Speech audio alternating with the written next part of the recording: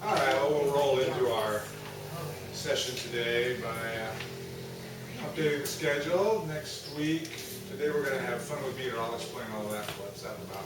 No, that's not. Next week we'll play with contemporary music. I've invited the Praise Band to join us. There is a possibility, depending on how much or what, I've not worked that far ahead. We might even meet over there if they're willing to stay after and keep the instruments on and so on. We'll just see. No class on the 2nd because they'll be turning the place down. We'll do one more session on the 9th. One idea would be to do a little bit related to what we're doing today, just playing around with tunes and words and things. We'll just see what we can do. Anyway, we're going to do a couple of preliminary exercises today. So to start with, I have this cross. And I'm going to put it right in the middle as a symbol of Christ and our unity in Christ. It is what calls us to the center. And we're all oriented toward it in one way or another. However, the people on this side of the room have a view of the cross that has sweetened grapes on it that might remind you of the fact that Jesus offers himself to us regularly in Holy Communion, and so on. On this side of the cross, on this side of the room, they see a blank cross. There's nothing on it. Traditionally, Protestant churches put crosses like that in their sanctuaries without the corpus, the body. Like you'll see in a Roman Catholic Church, often the emphasis is, in a Roman Catholic Church with the body, it emphasizes the death of Christ. The empty cross emphasizes the resurrection. So, whose view is correct? Because you've got a different view than you do.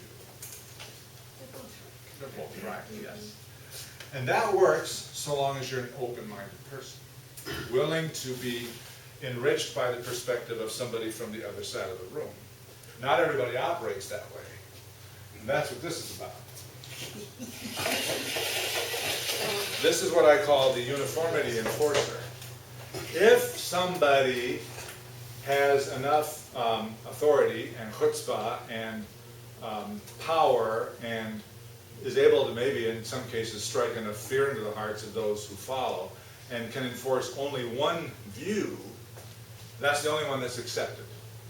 And therefore you can only follow if you accept the same perspective on the cross as this view suggests. So if you notice, it's just perfectly suited.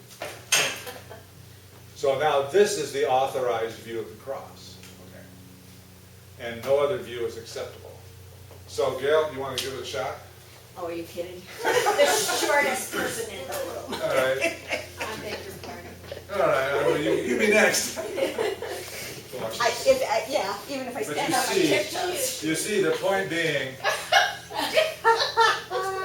Yeah, you are short. the only way, unless everybody happens to be 6 feet 7 inches tall, the only way for this to work is if you take an unnatural posture, climb up on something. Very few people have to stoop down to see that. But in other words, if you're enforce uniformity, you enforce everybody else to adopt a style that's not theirs. It's not comfortable. It's not whatever. But as Gail already pointed out, in my view, the preferred style is, as I look at the cross from this side and you tell me a different view, I can either choose that style or I can choose to trust you as being oriented to the same reality and be enriched by your perspective. I don't want to be you. I would make a lousy you for lots of reasons. But I can hear what you're saying and see Christ through your eyes and heart and be enriched by that experience, which I think is preferred. Okay. And I think a lot of people, and this community of faith kind of operate under the same assumption. You've probably heard the story about the blind people looking at an elf and, well, who's right? Well, they're all right. I timed these because I was going to use a song, but I skipped the song till later. Unity has never met uniformity. Yeah. Good word, bad word. You know where this is going, probably. There's a great song from the 60s. This will take you back a little while. Oh, I think all of us are old enough to remember this one.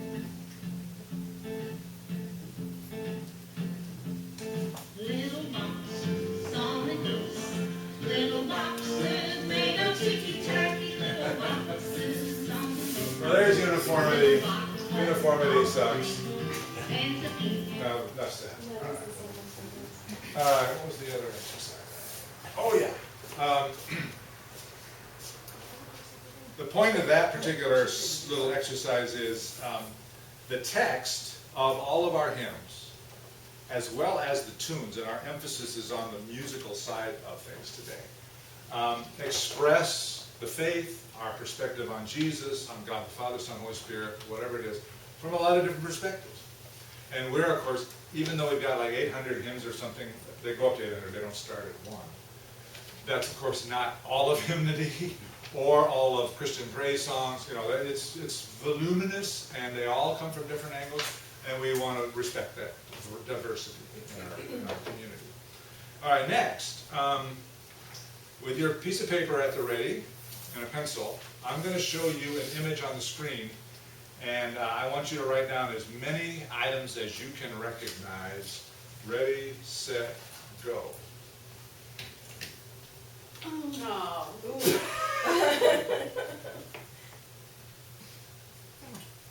Anybody get all 10? No? I got two. I got 3. You got 3? Wow. What'd you get, Bob? I got Eiffel Tower, Jeep, and cat. Oh, I thought it was 2 out of a 3 dog. ain't bad. I thought it What was did a I miss? dog. Was there Okay. You got I another got chance. hammer, dog, There we and go. tower. Oh, it is a cat. Oh, okay. Oh. I doubled the length of time there. Really? Yeah, but then I just. From 1 second to 2 seconds. Done. Okay. We're bad. You're not gonna give me Jeep for the, I'm not. for the?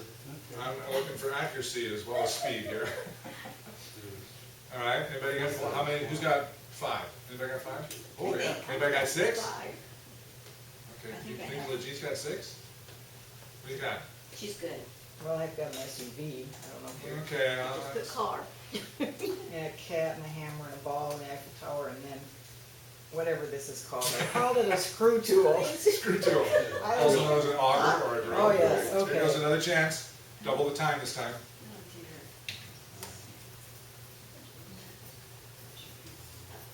Oh, man, I go. I'm just messing with you. I'm calling it a Jeep. You call it a Yeah, Jeep. I It's call not it a a Jeep, Jeep. but you can call it one. Just a car. SUV does, Is that what it is? well, it has, if you're gonna call it Jeep, then you have to give it by the right brand. Oh. And it's not a Jeep. Oh, okay. If you're gonna be generic, I'll accept All right. SUV. Okay, thank you. Dash All car. right, I'll double the time again. Here we go. You got all of 8 seconds this time. Okay, I got 10. Okay. I All got, right, you got 10. 3, 4, 5, 6, 7, 8. All right, what's the point of all this silliness? First of all, let's bring it all back here. It's a Hummer. It's a Hummer. Oh, it's a Hummer. Pardon me. All right, there's your 10 items. What's the Hummer point? Well, as I increased the time, the first slide was only there for a second. You only had a brief chance to get to know what was on the screen. Now it's up continuously, so you got all the time in the world. The hymns that are written, and of course anything that's said or written about the faith, reflects different levels and different, shall we say, depths or durations of intimacy with God. Some of the hymns that are written that we've sung are from people's lifelong experience in the faith, you might say. There's probably hymns that are written that are because of, I can imagine, I don't know the story behind every single hymn written, but I'll bet there's at least one out there where somebody had a St. Paul on the road to Damascus experience and sat down that night and wrote a hymn about it, and they've been tight with God for about an hour, okay? And everything in between. Another illustration of what we talked about the first time. All different kinds of experiences, some, like the previous slide, not only in terms of duration, but closeness, very intimate. Some maybe with a little, just doesn't show God any place except maybe in the scriptures. Well, that's God's word, certainly, but it's a different kind of intimacy. A lot of different kinds of intimacies and things that are represented in the hymns that we sing. Okay, so we're talking about meter today especially, which is a word that you may or may not know of in terms of music, but it has to do with syllables. So in this famous little poem, how many syllables in each line? First line? 3, Roses are red. Roses are red. Jim's got it. 4. 4. Violets are blue. 4. And a lot of colorful Sugar fingers. is sweet. 4. And so are you. 4. So if this was a hymn, the meter would be down in the lower right-hand corner of the book, 4, 4, 4, 4. And there aren't any hymns with 4, 4, 4, 4. But check out number 338 and tell me what the meter of that hymn is.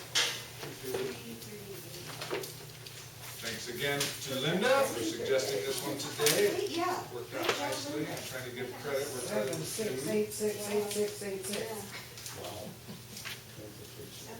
I never saw that before. 7, 6, 8, 6, 8, 6, 8, 6. So, you know, the longer the hymn, the more syllables, the more, and they break them into phrases, more or less. So that, when you look at that, first of all, where it says St. Christopher, every tune, we're talking about the musical side of things, has a name. The composer of the tune gave it a name, whatever it is. That doesn't really concern us so much today. But down below it is the meter, and that's what's going to concern us today, because we're going to have some fun messing around with that a little bit.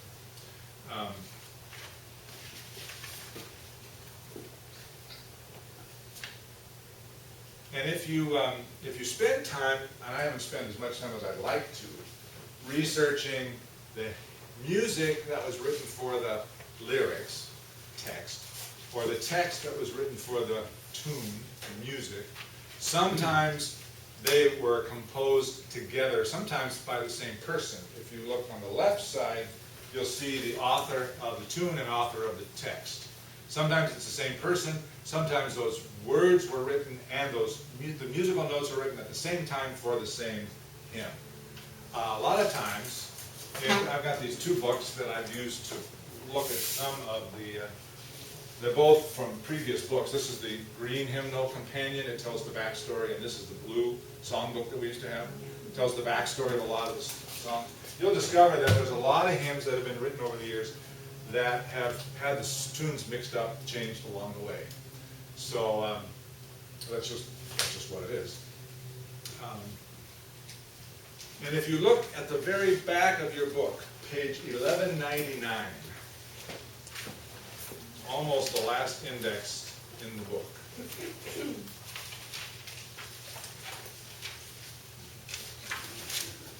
Is the index of the metrical index of tunes, metrical meter, and you'll see that they've given some of these meters names, like short meter. That's the shortest one, 6686.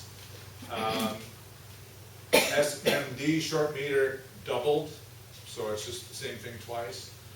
You'll notice that on the bottom left corner, LM, long meter. Whoa, look at the list of hymns there. That's a very popular meter. Look at the bottom of the center column, 447, 446. There's only one. Turn the page. In the center column on 1200, down towards the bottom, 7676D, another popular tune meter. A lot of hymns on that one. And some only have 1.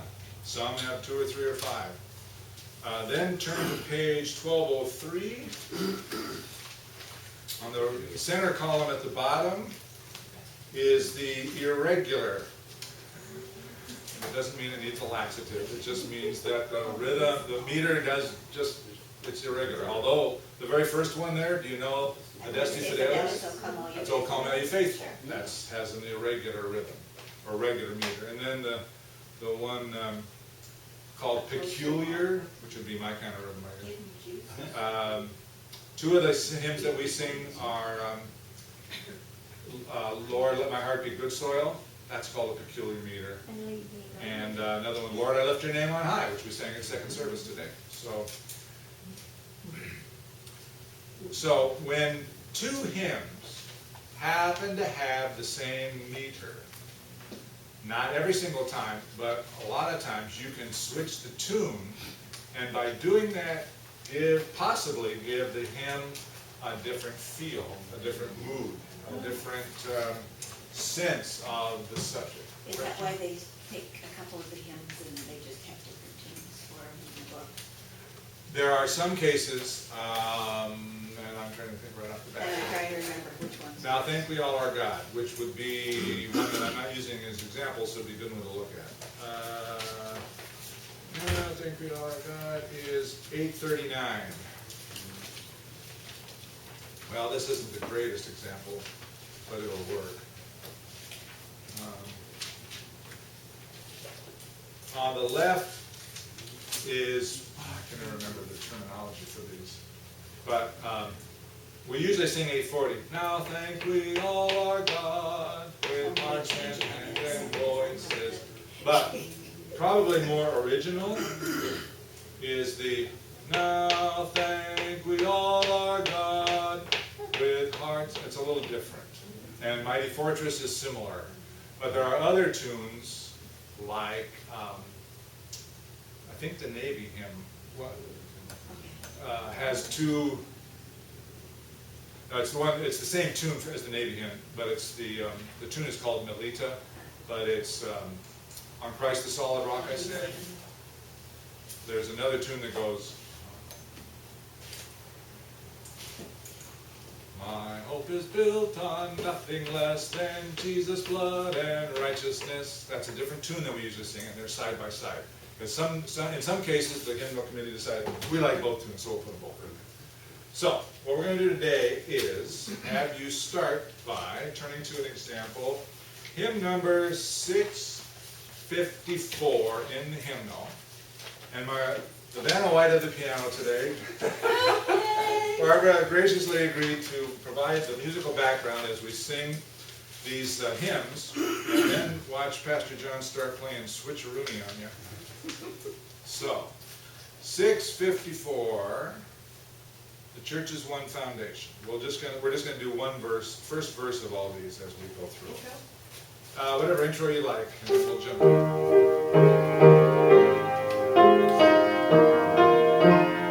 Here we go. The church's one foundation is Jesus Christ her Lord. She is His new creation by water and the word. From heaven He came and sought her to be His holy bride. With His own blood He bought her, and for her life He died. Now, any sense of what sort of feeling that evokes? Thinking, obviously you just sung the words, and the words are part of it, but more on the musical side. Mournful. Mournful, okay. And again, no, wait a minute, back up. We just did this exercise where your perspective, you connected probably with, I don't know. you don't know, but mournful, okay. Yeah. Well, there is later on this, Yeah, somber, maybe that's better. yeah, the third verse talks about, though with scornful wonder this world sees her oppressed. So there's some downer in that hymn. Any other mood? Majestic? It's a strong tune and all. So now, Barbara's going to play a different tune. You all sing the same words as she leads us into a different tune that is the same meter.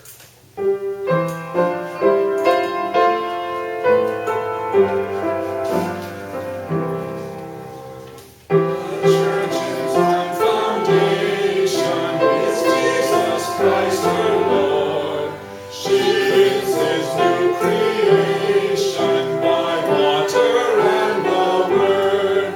From heaven He came and sought her to be His holy bride. With His own blood He bought her, and for her life He died.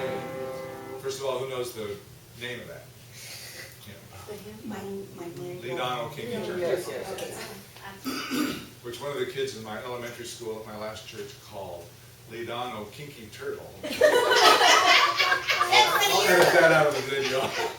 So, how did it change? Anything change for you? It's all sixes.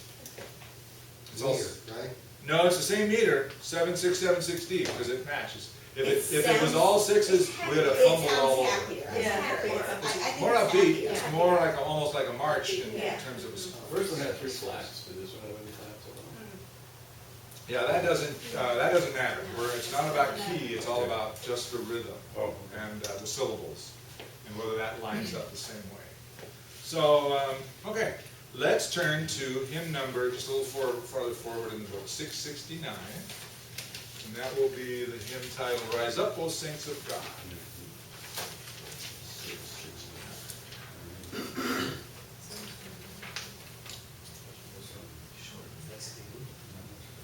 Yes, this is a 6686. It's one of the shortest meters that we have, called the short meter. And here we go. Rise up, O Saints of God.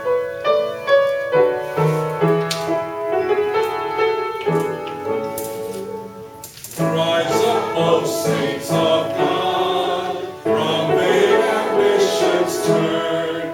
Christ was triumphant, that your hearts with nobler zeal might burn. Okay, with those It's an exit hymn. that's a good sending hymn, to be sure. Now we're going to switcheroo again and sing the same words, but to this tune.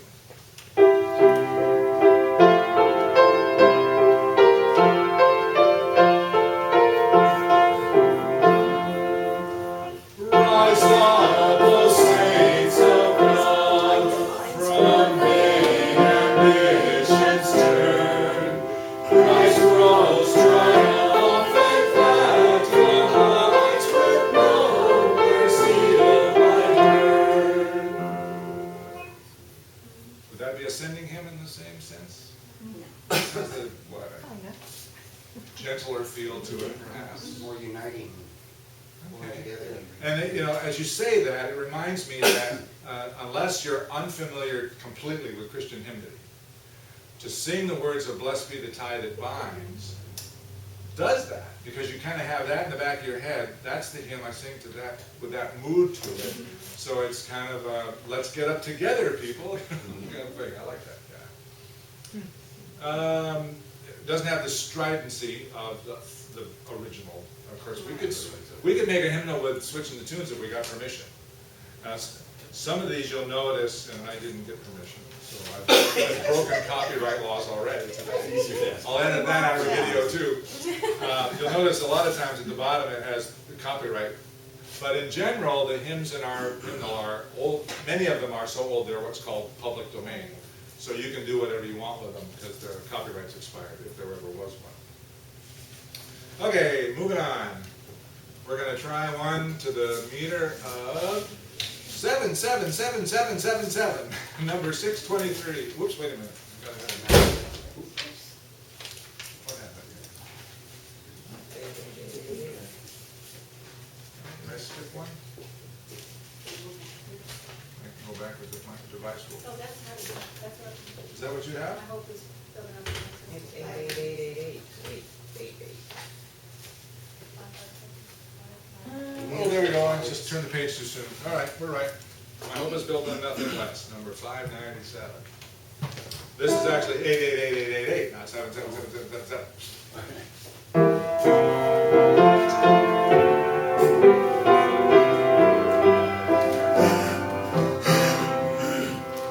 My hope is built on nothing less than Jesus' blood and righteousness. No merit of my own, I claim but wholly lean on Jesus' name.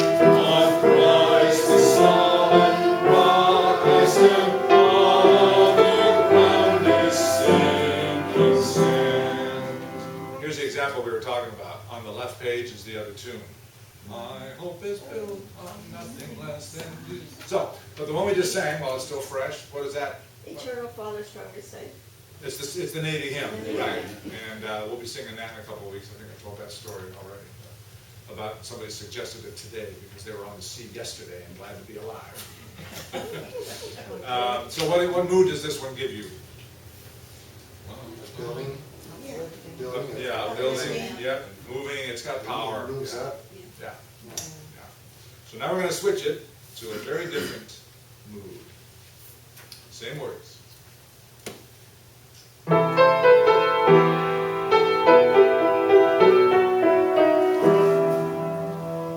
My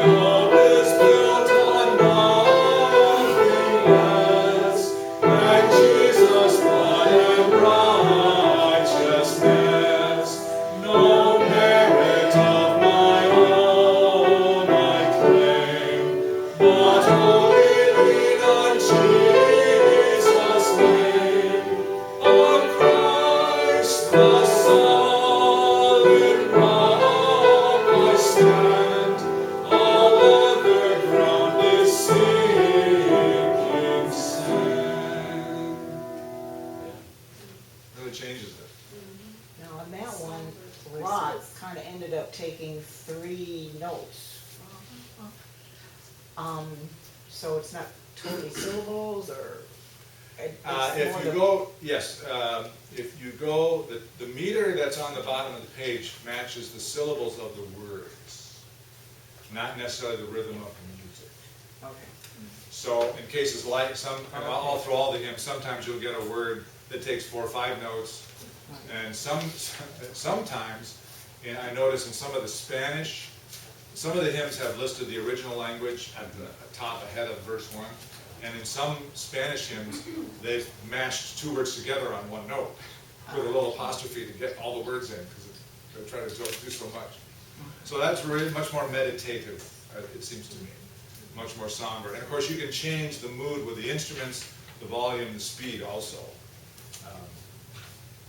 All right, so now we'll move to, oops, too far. Come on back. I think the batteries are dying in my remote.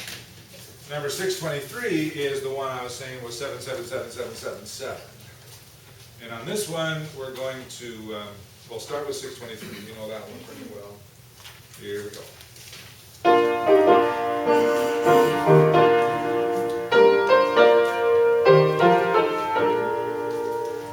Rock of ages, cleft for me, let me hide myself in thee. Let the water and the blood from the riven side which flowed be us in the double cure. Bless me from its faith and power. Okay. A word about that song. Does anybody know what the rock cleft for me might be about? It's a Bible story.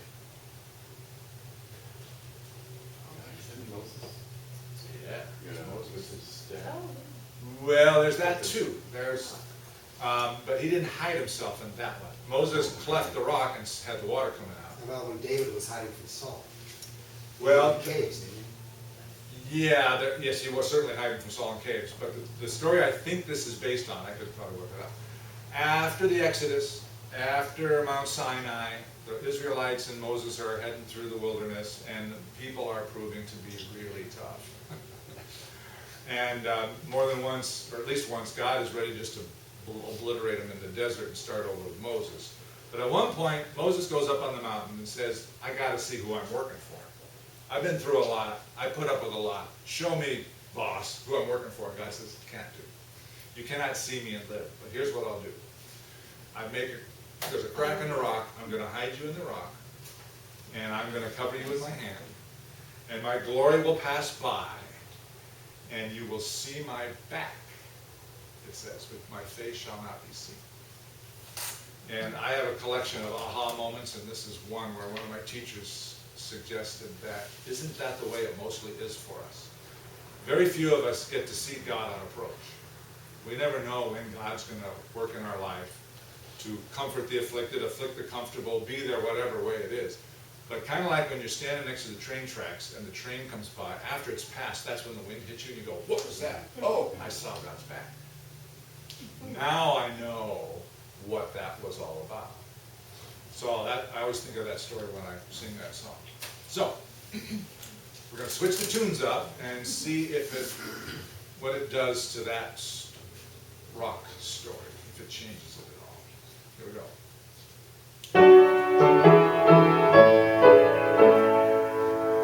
Rock of ages cleft for me, let me hide myself in thee. Let the water and the blood from thy riven side which flowed be of sin the double cure, cleanse me from its guilt and power.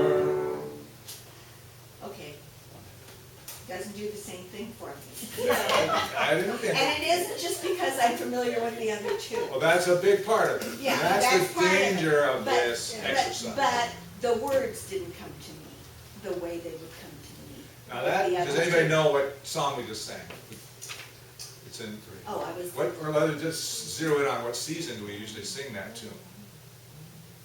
Is that a Good Friday hymn? Play it again, Barbara. Hallelujah, Jesus lives. He is now the living one. So what rock was cleft for me on Easter? The rock was rolled Two. away. So there's a different, Yeah, different cleavage. so again, it depends. I mean, some hymns are just too deeply ingrained in our religious cement, our foundation, that you cannot mess with them. And if you thought that was bad, wait till you see what I got to say. And I'll say that part of the reason, I was talking to Barbara on this when we were going over the lesson, part of my discovery of how this works came from the necessity, once in a while I'll pick a hymn, like after the sermon, that is just killer lyrics, because they just fit right with what I'm preaching, but the tune, you never heard it before, or it's an awful tune. Yeah. So I'll do switcheroo on the tune to one that you know, and we can still sing the same words, and that's where this is coming from. Well, we're gonna do that same hymn with a slightly different tune.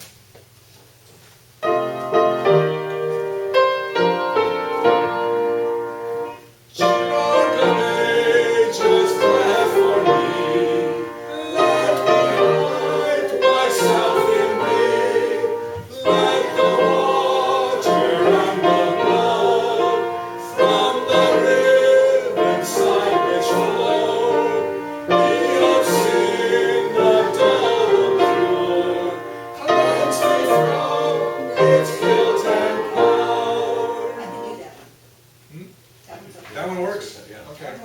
Jesus Savior, pilot me. Yeah. Which, this is a musical thing that Barbara will get the joke. Back in the last line where we were singing the double cure, it was actually a triplet, so that's no good. Sorry. All right, moving on. Number 619, which is long meter, is 8. 4 syllables, 8 beats to the syllable, 8 beats of the measure. Number 619 is a good Easter hymn. Here we go.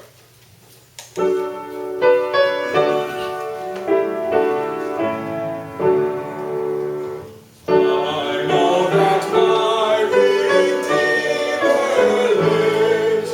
What comfort this sweet sentence gives. He lives, who once was dead. He lives, my ever-living head.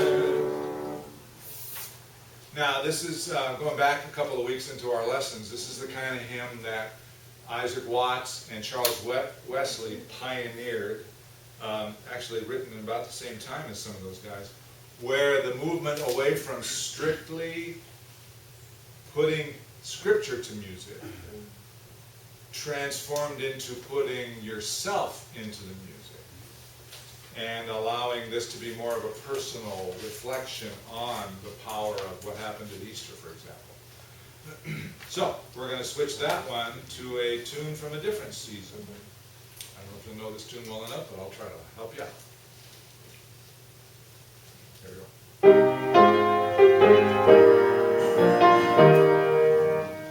I know that my Redeemer lives. What comfort this sweet sentence gives. He lives, who once was dead. He lives, my ever-living head. What song is that?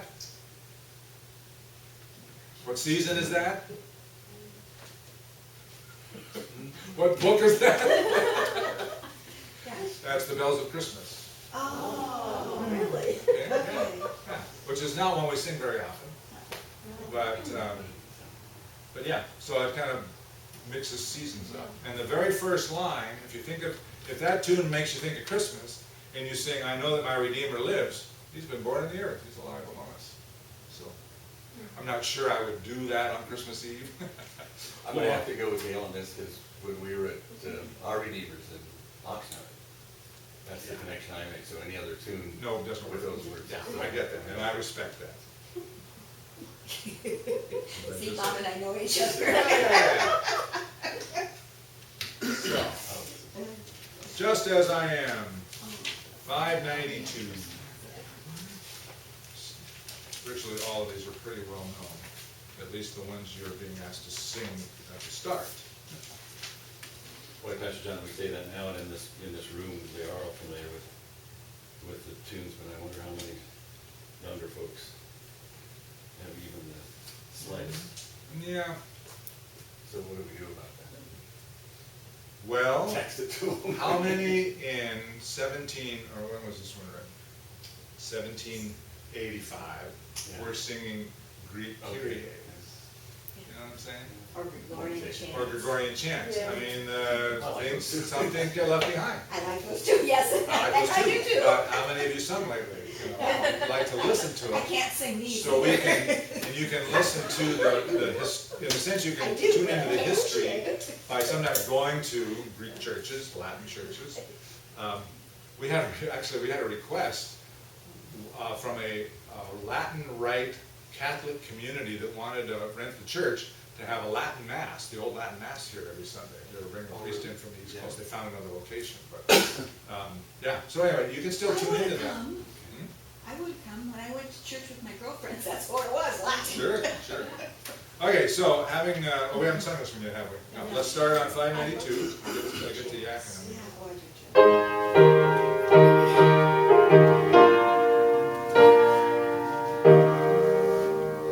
Just as I am without one plea, not that thy blood was shed for me, and that thou bidst me come to thee, O Lamb of God, I come.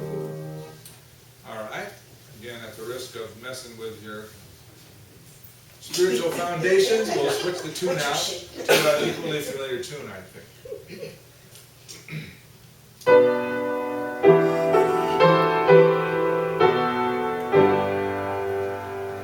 Just as I am without one plea, but that thy blood was shed for me, and that thou bidst me come to thee, O Lamb of God, I come. That works for me too. That works, okay? Yeah. Works for me up to the last, the two I comes that, Yeah. I come and then the pause. Yeah. So I could get away with, I won't probably I wouldn't mess with a tune like Just As I Am. There's no reason to. But I might, as I said before, switch a familiar tune on to text you don't already have, mostly probably, built into your spiritual foundation. A couple more examples as we go. Probably number one on, if you go on the internet and look up top 10, top 100 favorite hymns, you're going to find Amazing Grace at the top of many of them. So we'll have some fun with this one. He's just like, yay. So, okay. And maybe I think on this one, just for variety, because I have 4, after we sing Amazing Grace in the usual way, 4 different varieties. So we'll sing 2, 3, 4, and 5 as we work through the different tunes. Oh, okay. So it's not so awful repetitive. Okay, so first verse of Amazing Grace the usual way.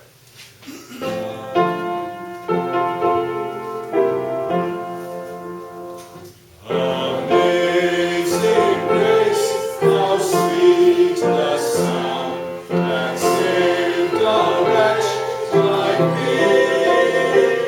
I once was lost, but now am found. Was blind, but now I see. Second verse, switching up the tune to a different 2/8. I don't know if you call this a seasonal tune, but the next one certainly is.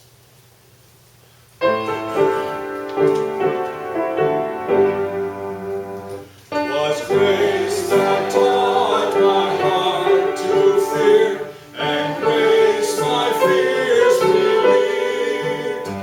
How precious did that grace appear, the hour I first believed. What season are we in? Christmas. Yeah. Ja, er so glad. I am so glad. All right? Did that do anything? Again, Amazing Grace is a tough one to mess with. It's just so rock solid into how we know it's sung. Although, if you've been to the second service at all, there's a couple of versions of that that bring some nice changes on it, which are pretty nice. Pretty nice. Okay, third verse with yet another tune.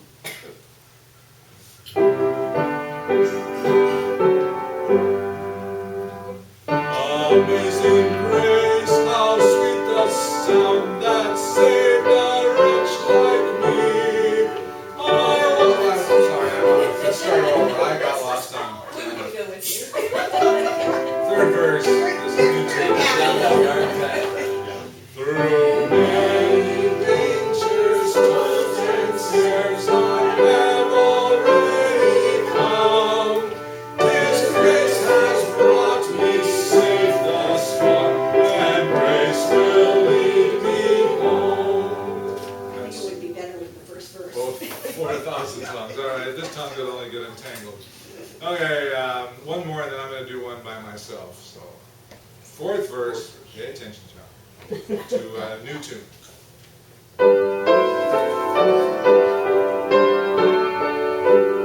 What is this?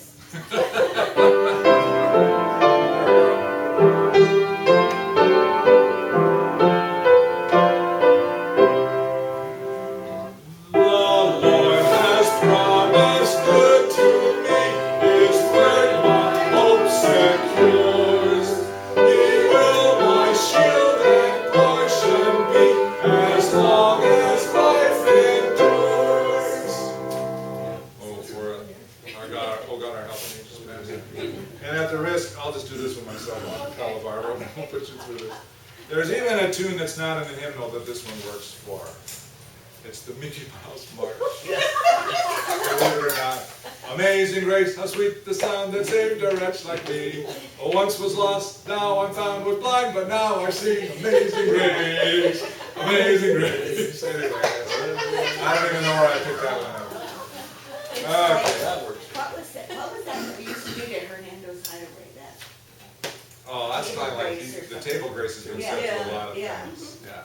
was the table grace, yeah. Okay, I think we're nearing the end of this nonsense. Lift high the cross. We got a couple of versions that work with this. So we'll start with 660, the first verse.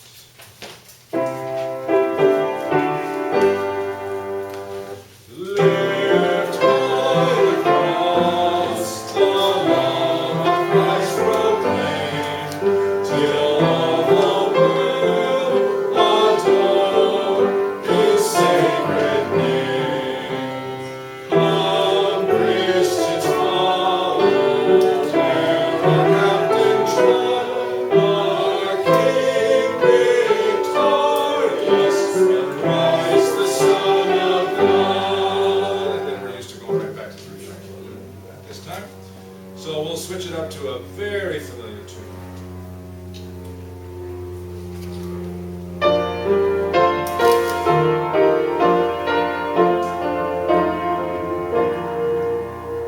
Lift high the cross, the love of Christ proclaim, till all the world adore His sacred name. All Christians follow where our Captain trod, our King victorious, Christ the Son of God. So it doesn't have the same, No. it's certainly a different mood entirely. Let's change the mood one more time, sort of similarly with this last one.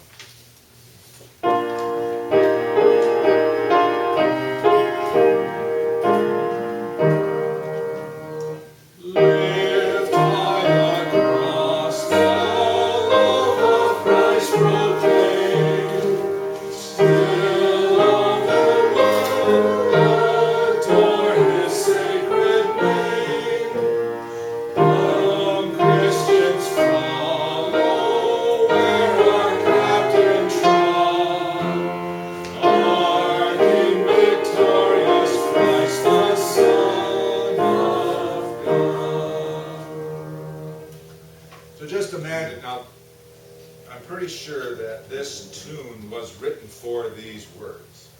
But just imagine, back in the day when hymnals were being assembled, they could have as easily put a more meditative tune with that.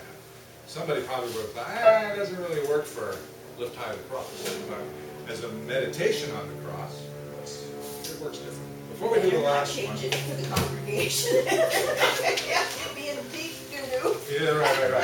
I'm aware of that one. Before we do the last one, I want to put some words on the wall here that describe, how do you describe Jesus? Describe Jesus. Savior. Teacher. Teacher. Savior. Support. Love.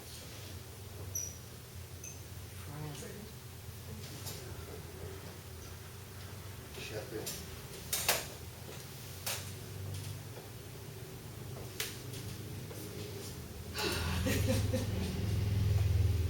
All in all.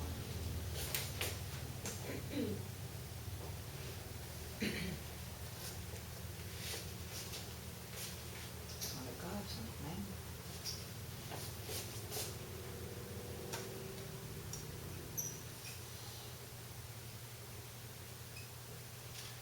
Okay, we're gonna start. Guide. Guide. Okay, when we do this last exercise on this last familiar hymn,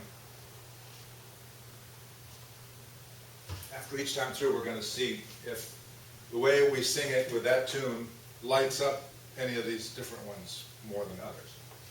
So, we will turn to number 742, What a Friend We Have in Jesus.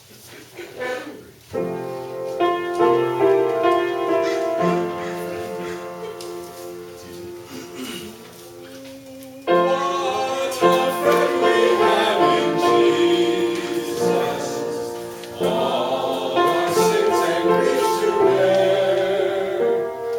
What a privilege to carry everything to God in prayer.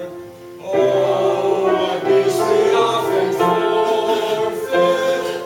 Oh, what needless pain we bear.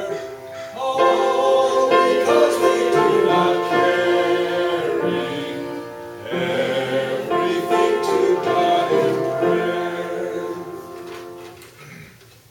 And if singing that hymn made you think of other suggestions for the wall, feel free. I believe we hit this one automatically, but thinking more also about the tune, what that adds to.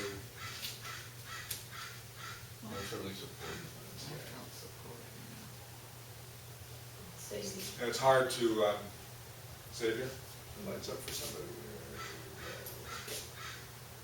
It's hard to separate the words from the tune, it's impossible. But let's move to a tune that you are familiar with. We'll sing it again. We'll do the first verse all the time on this one, to another tune.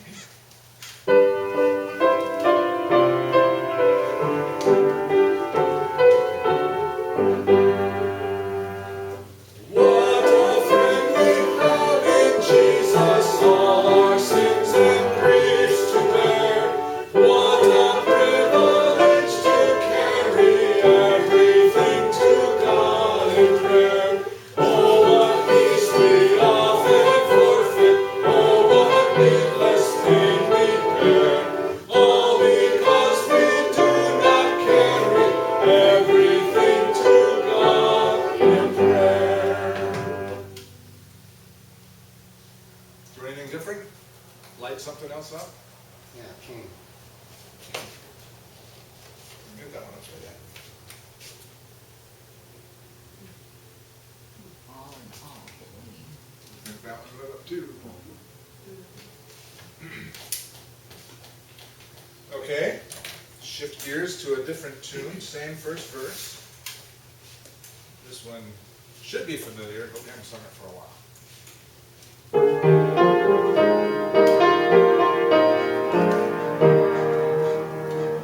What a friend we have in Jesus, all our sins and griefs to bear.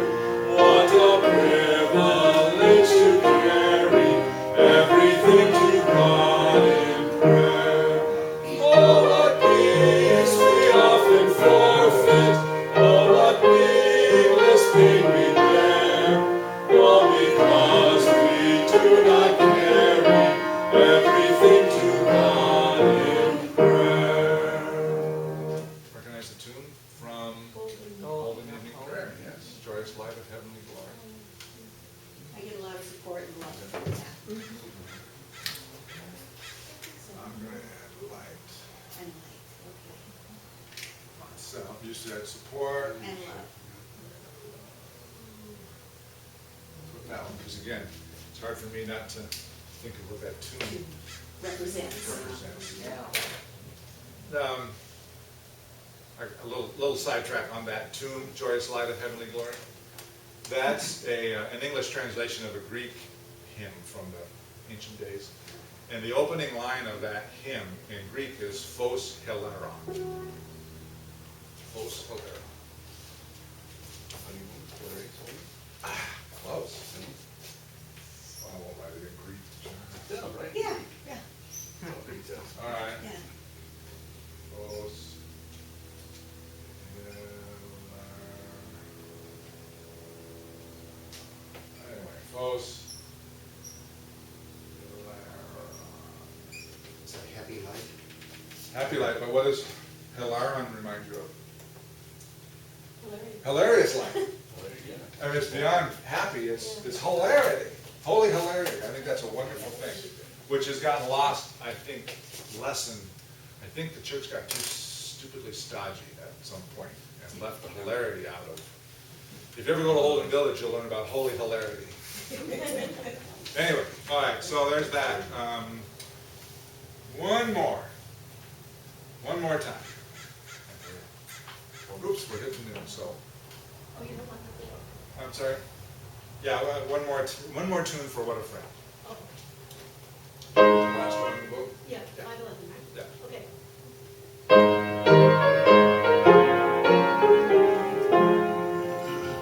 What a friend we have in Jesus, all our sins and griefs to bear. What a privilege to carry everything to God in prayer. Oh, what peace we often forfeit, oh, what needless pain we bear, all because we do not carry everything to God in prayer. CLU. What? We used to sing that hymn a lot, so Oh, I think okay. it's CLU. That, of all of them, I saved my favorite for last. That is my favorite switcheroo. Because that, I mean, what if, we've all grown up singing it the original way. And it can sound almost Sunday schoolish or kind of, no judgment on anybody else's. When you compare it with that one, Jesus gets muscles in that last one. And he's certainly the support and the shepherd, the kind, but I also like the sense that tune gives of we've got an assertive, strong, victorious, General. we got a general in that sense, leading the army against sin in the world, yeah. And that, I just love the way that was. So there's a little fun with meter. Thank you for singing out on the ones you did. Close us with a word of prayer. Lord Jesus, all this is about the song you've put in our hearts and the hearts of many over the centuries. Hearts that try to express in words and music the indescribable love that you have for us and our part in the divine drama. Thank you for these artists who've shared their work with us, and forgive us for bending the rules a little bit on what they've done. In your name we pray. Amen.